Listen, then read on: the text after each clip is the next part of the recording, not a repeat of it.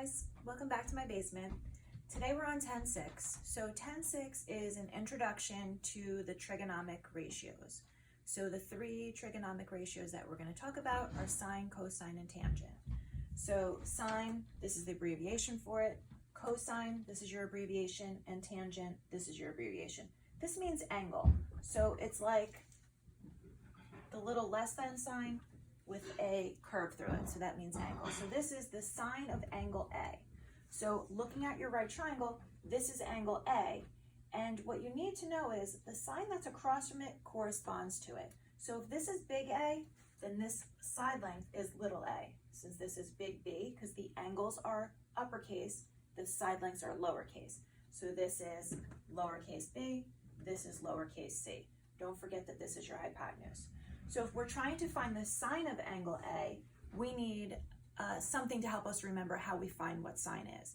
So something that you're going to use for a very long time in math is SOHCAHTOA. SOHCAHTOA. So this helps us to figure out, so this stands for sine, this stands for cosine, this stands for tangent. So this helps us to remember that sine stands for opposite over hypotenuse.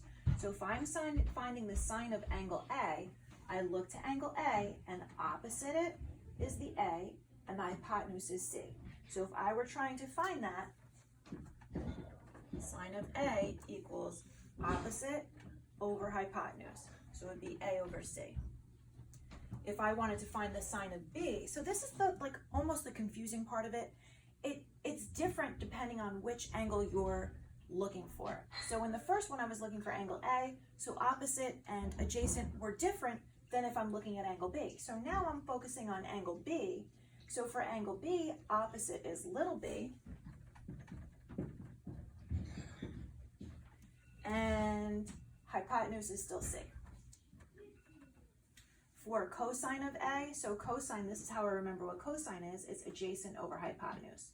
So if I want to find the cosine of angle A, so from angle A, cosine stands for adjacent over hypotenuse. Adjacent is the B, hypotenuse is the C. And then I need cosine of B. So now if I focus on angle B, the adjacent is now A, the hypotenuse is still C. And now I'm going to find tangent of angle A. So starting at A, tangent stands for opposite over adjacent. So from here, opposite, adjacent, so A over B.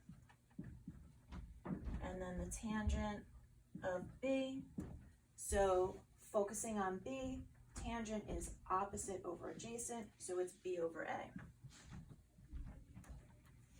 And using your blue calculator, sometimes you'll just ask to find the sine of a particular angle.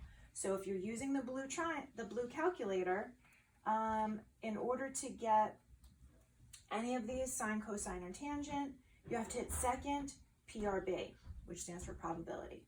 Above it, see where it says trig? So if you hit second PRB, sine, cosine, and tangent will come up. There's also something that's inverse sine, inverse cosine, inverse tangent. We'll talk about that in the next video. Those will also come up. You use the arrows to scroll to whatever you want. So for number 1 is the sine of 40. So I make sure that I have sine highlighted, hit enter, hit 40, and I have a number that comes up. Generally speaking, we round out to the hundredths place. I said that wrong. We go out 4 places. So it's going to be 0.42, 0.6427, and that 7 rounds to an 8. So tenths, hundreds, thousands, 10,000. So we go out to the 10,000ths place. All right, so cosine of 25.